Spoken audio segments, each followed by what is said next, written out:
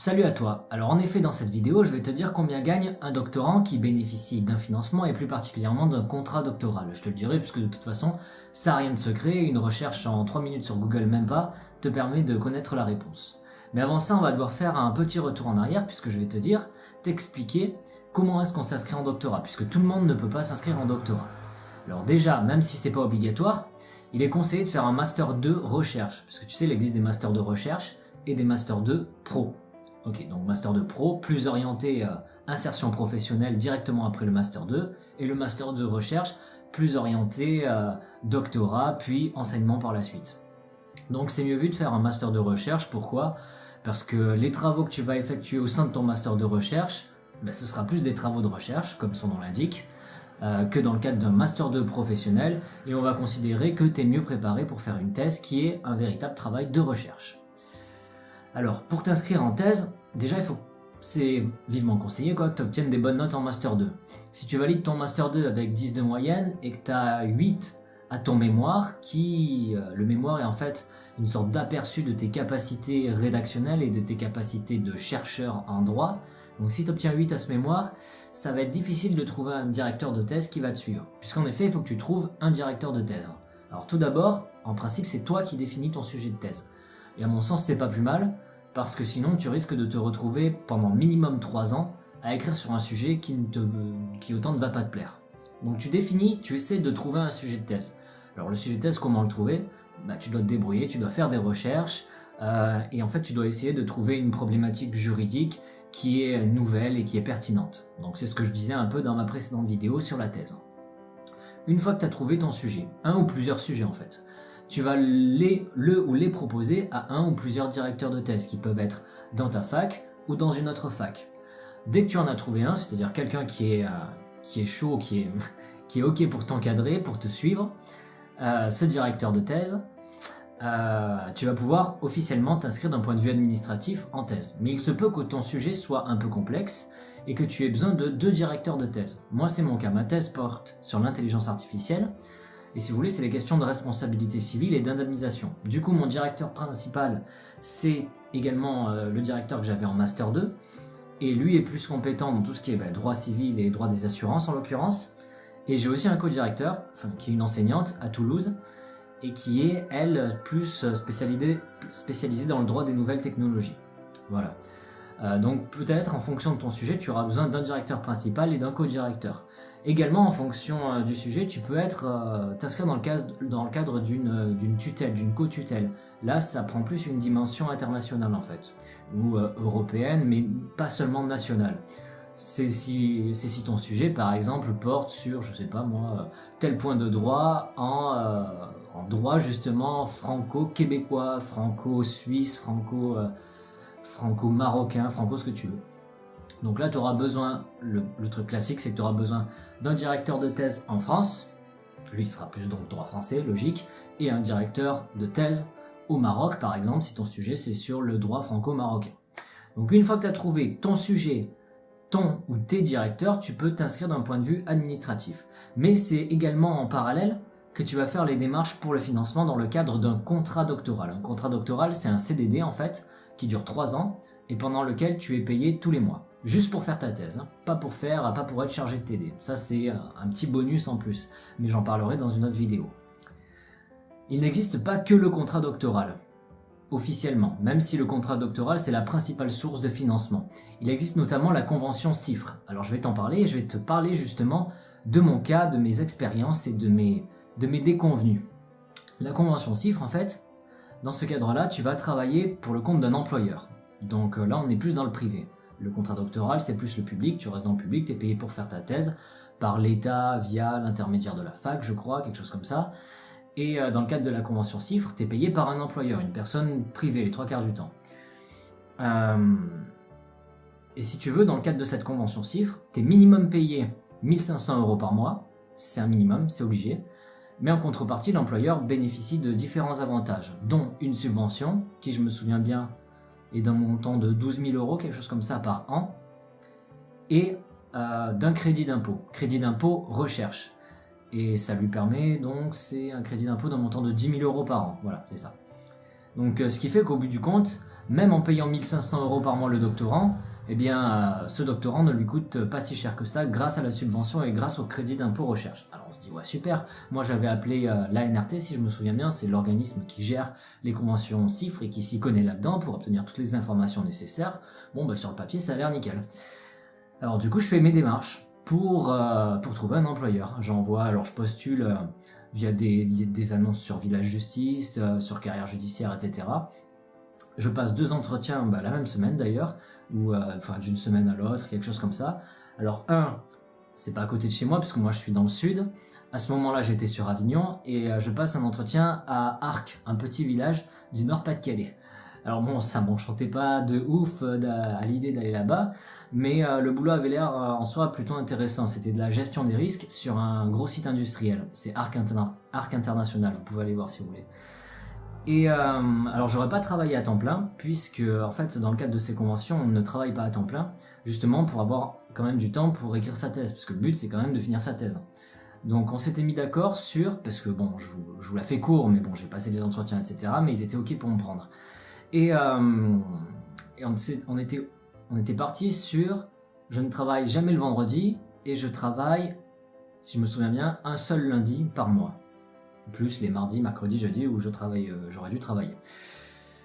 Et donc ça c'était tel jour, je sais plus, c'était en fait, je peux vous donner les dates, c'était en janvier ou février, je sais plus exactement, janvier, février 2016 donc. 2016, puisque j'ai été inscrit officiellement d'un point de vue administratif en décembre 2015. Alors assez tardivement, moi je voulais être inscrit à la base en septembre 2015, normal. Mais si vous voulez, comme moi j'ai un co-directeur, il a fallu le temps de faire les papiers, de renvoyer, etc. Donc ça a pris un petit moment et j'ai été inscrit qu'en décembre 2015. Janvier-février, je vais dans le Pas-de-Calais là passer mon entretien, ils me disent ok, mais j'avais un autre entretien prévu à Lyon, dans un cabinet d'avocats. Et ils me disent bon on vous prend. Alors eux ils étaient ok pour me payer 1 500 € par mois, plus prendre en charge à hauteur de 500 € mon loyer. Donc c'était plutôt cool. Et le cabinet d'avocats, donc j'y vais. Et il se trouve que justement le cabinet voulait développer une nouvelle spécialité en son sein et qui collait exactement avec mon sujet de thèse. Du coup, forcément, déjà ça m'a plus botté parce que ça collait vraiment à mon sujet de thèse et en plus c'était à Lyon, qui est une grande ville, ça me bottait plus qu'un petit village du Nord-Pas-de-Calais, quoi. Et mais là, voilà, c'est là la déconvenue.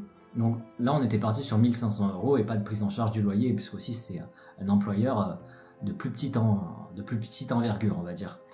Et si vous voulez, on se rend compte, malgré le fait que l'ANRT, donc l'organisme qui gère les CIFRE, n'a pas été en mesure, n'a pas été capable de me le dire, on se rend compte que, ok, l'employeur va pouvoir bénéficier de la subvention de 12 000 €, quelque chose comme ça, mais si vous voulez, le crédit d'impôt recherche n'est en fait, dans la pratique, applicable qu'aux employeurs de doctorants en sciences dures, maths, biologie, physique, etc. Puisque si vous voulez, pour vous la faire court, les autres, les doctorants en sciences molles, droit, sociologie, psycho, etc., ne sont pas considérés comme des chercheurs au sens du Code général des impôts. Et c'est pour ça que l'employeur ne peut bénéficier du crédit d'impôt recherche. Et en fin de compte, je lui coûtais 10 000 € de plus par an que ce qu'il avait prévu, et donc financièrement, ça n'a pas pu le faire. Donc, un premier revers qui, j'ai envie de dire que j'y étais pour rien, quoi. C'est le Code général des impôts, et aussi l'organisme n'a pas été fichu de me le dire, parce que là, on a trouvé ça dans une jurisprudence de cour d'appel de je sais plus quelle ville. Enfin, vous voyez, c'est vraiment le truc, il fallait le savoir. Alors, je pense que si l'employeur ne s'en rend pas compte, parce que comme je vous dis, il fallait s'en rendre compte quand même. Si l'employeur ne s'en rend pas compte, alors déjà il peut y avoir une mauvaise surprise au bout de 1 an quand il va apprendre qu'il va pas pouvoir bénéficier du crédit d'impôt recherche. Mais aussi je pense que des fois ça passe, parce que je pense que du point de vue de l'administration fiscale, des fois ça passe, des fois ça passe pas. Je pense que c'est un peu le bordel, pour être franc, et que on a ses chances dans un sens via la convention CIFRE, mais c'est quand même pas du coup le mécanisme le plus sécuritaire. Du coup il reste le contrat doctoral. Alors moi j'ai été inscrit, comme je t'ai dit, en décembre 2015. Et le contrat doctoral, on pouvait postuler pour un contrat doctoral que si on était inscrit depuis moins de 6 mois en thèse. Et il se trouve que ça a débuté, l'ouverture des candidatures, en avril. Donc moi j'étais dans les délais. Alors tu vas me dire, ouais mais pourquoi tu l'as pas fait l'année d'avant? Tu sais, en juin 2015 du coup, enfin en avril 2015, pourquoi t'as pas candidaté l'année d'avant? Parce que, alors je m'étais renseigné auprès de l'école doctorale, moi j'étais en Master 2, l'année scolaire n'était pas terminée, et je leur dis, bon ben j'aimerais me renseigner sur les contrats doctoraux, enfin histoire d'avoir quelques informations, et ce qu'elle me dit surtout, c'est, ah oui mais ça c'est réservé aux majors de promo, ou les deuxièmes avec des super notes, tout ça. Et je me dis, bon bah ok, bah, je verrai une fois les résultats de Master 2, je verrai si je suis major de promo ou pas. Donc j'obtiens les résultats, bon je sais plus, en mai ou quelque chose comme ça, et il se trouve que je suis major de promo, je retourne la voir, et je lui dis, bon ben voilà, je suis major de promo, vous m'aviez dit qu'il fallait être major de promo, alors maintenant, quelle est la suite en fait? Elle me dit, enfin c'était par téléphone, et elle me dit, ah ben non, mais maintenant, les candidatures sont fermées, maintenant le délai est dépassé. Logique. Alors, j'ai même pas besoin d'expliquer ça, ou alors à la limite je peux vous dire, administration française, et je pense que ça résume tout. C'est comme quand on dit SNCF, donc je vais passer là-dessus. Et donc, on se retrouve l'année d'après, en avril 2016, donc il y a 1 an et quelques, et je fais mon dossier, je monte un dossier pour candidater pour un contrat doctoral. Et là, donc je monte mon dossier, CV, lettre de motivation, présentation du projet de thèse en 3 pages maximum. Dans ce projet de thèse, vous allez préciser les enjeux de votre thèse, la problématique, etc. En quoi le sujet est intéressant et en quoi, selon vous, vous avez besoin aussi d'un financement pour le mener à bien. Projet de thèse, il y a une lettre de recommandation du directeur du laboratoire de rattachement. Moi, je suis rattaché au laboratoire de droit privé et sciences criminelles. Une lettre de recommandation de votre directeur de thèse et vos notes de Master 2. Voilà, donc c'est là où c'est important d'avoir des bonnes notes en Master 2, des bonnes notes au mémoire de recherche. Alors si vous voulez, il y a un premier filtrage qui est effectué même avant la constitution des dossiers, puisque c'est plutôt réservé aux gens. Alors, c'est pas obligatoire, c'est une condition en fait officieuse, c'est plutôt réservé aux gens qui ont été majors ou vice-majors de promo. Si vous avez eu 10, votre directeur de thèse, ou même si vous avez eu 11, enfin que vous êtes dans les derniers et que vous êtes mal classé, votre directeur de thèse, en principe, à moins que votre sujet de thèse soit vraiment selon lui génial, mais en principe il va vous dire, ça va être chaud, vu tes notes c'est même pas la peine, donc ça sert à rien que tu constitues le dossier. Donc il y a un premier filtrage en quelque sorte qui est fait à ce moment-là. Après, on envoie les dossiers et il y a un nouveau filtrage qui est effectué lorsqu'ils consultent les dossiers. Ils retiennent ou ils ne retiennent pas certaines personnes. Moi, je suis retenu et une audition est organisée début juillet, donc c'était début juillet 2016. Et donc c'était sur 2 jours. Et si vous voulez, il y avait plus ou moins une place sur 2. Une place pour 2 personnes en fait, quelque chose comme ça. Alors, le jour de l'audition, si vous voulez, rien à voir avec la soutenance de mémoire. La soutenance de mémoire, vous savez, il y a la personne qui vous a encadré dans le cadre de votre mémoire et un autre enseignant. En général, c'est ça. Il y a 2 personnes en fait. Moi, il y avait 2 personnes en tout cas. Et les bureaux étaient assez rapprochés. Enfin, c'était pas vraiment, c'était un peu stressant au début, mais vous voyez, c'était 2 enseignants que j'avais eu dans le cadre de mon Master 2, donc je les connaissais, si on peut dire. Donc bon, c'était pas non plus le stress fou. Il y a toujours un petit stress au début, mais ça part rapidement. Par contre, là, il y avait une 30aine de personnes, je n'en connaissais aucune, et qui étaient donc soit des enseignants, il y avait les directeurs de laboratoire, il y avait aussi des professionnels du droit, magistrats, etc. Et donc une 30aine de personnes, la salle était beaucoup plus grande, leur table était organisée en U en fait, si vous voulez, comme ça, hop, et moi j'étais ici, mais loin, et la salle était grande, donc j'étais obligé de parler super fort, malgré le stress. Et quand tu es stressé, tu peux avoir la voix un peu tremblotante. Et malgré ça, tu dois parler fort, sinon ils t'entendent pas en fait. Donc si vous voulez, ça dure 10 minutes par personne. Et pendant 5 minutes, vous allez présenter votre thèse. Donc ça revient un peu au projet de thèse, bien que moi j'avais fait quelque chose de différent à l'oral. Je sais plus en quoi exactement. Mais bon, vous avez 5 minutes pour présenter votre thèse, les enjeux, les objectifs, etc. Et pendant les 5 minutes suivantes, il vous pose des questions. Donc moi j'étais bien stressé là pendant 2 minutes. Je me souviens que j'avais pris aucune note, puisque à force de le répéter, je le connaissais par cœur. Je me suis dit c'est bon, je prends aucune note, je vais gérer. Par chance, j'ai pas eu de trou, donc ça va. Et comme moi je passais le 2e jour, puisque ça durait 2 jours ces auditions, donc le dernier jour je passais au final, pas en dernier mais le dernier jour, les réponses étaient données le soir même. Donc à partir de là, j'ai eu ma réponse. J'ai su que c'était positif et le contrat a débuté, bon, après toutes les formalités administratives où il faut joindre ceci, cela, le truc qui n'en finisse plus, et le contrat a débuté en octobre, début octobre 2016. Voilà, c'est ça, 2016. Et il se termine fin septembre 2019. Et dans le cadre de ce contrat doctoral, alors ça a été réformé, le montant ça a été réformé, je ne sais plus combien c'était avant, bon, ça n'a pas beaucoup changé, mais un tout petit peu. Si vous voulez, on est payé, juste pour faire notre doctorat, 1400 € net par mois. Après, si vous êtes chargé de TD, mais j'en parlerai dans une vidéo une autre vidéo consacrée à ça, vous touchez un petit bonus, mais concrètement, chargé de TD, vous faites pas charger de TD pour l'argent, quoi. C'est vraiment si vous êtes soit attiré, vraiment si vous voulez devenir prof à la fac, ou même sans vouloir devenir prof à la fac, si ça vous attire l'enseignement, la pédagogie, etc., quoi. Sinon, c'est pas pour l'argent qu'on fait ça, mais je vous en parlerai plus en détail. Si je peux vous donner des conseils, ce sont les suivants. Concentrez-vous sur le contrat doctoral plutôt que sur la convention CIFRE, et préparez au mieux votre contrat doctoral, c'est-à-dire essayez d'obtenir les meilleures notes possibles en Master 2.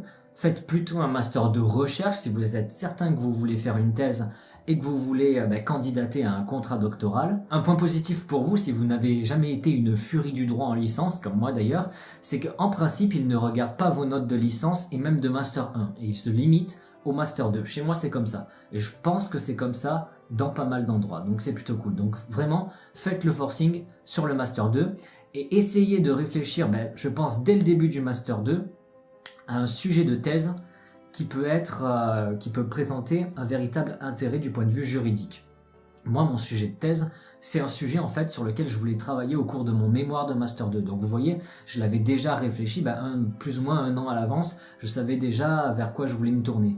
Donc, alors soit vous arriverez à le trouver tout seul, soit peut-être vous aurez besoin de l'aide d'un enseignant. Si par exemple vous faites un Master 2 en pénal et qu'au final vous voulez faire une thèse, je sais pas, en civil, rien ne vous empêche, en parallèle à votre Master 2, d'aller voir différents enseignants qui sont spécialisés dans le droit civil, de leur poser différentes questions et ils vous donneront leur avis concernant l'idée d'un sujet de thèse, d'un ou plusieurs sujets de thèse.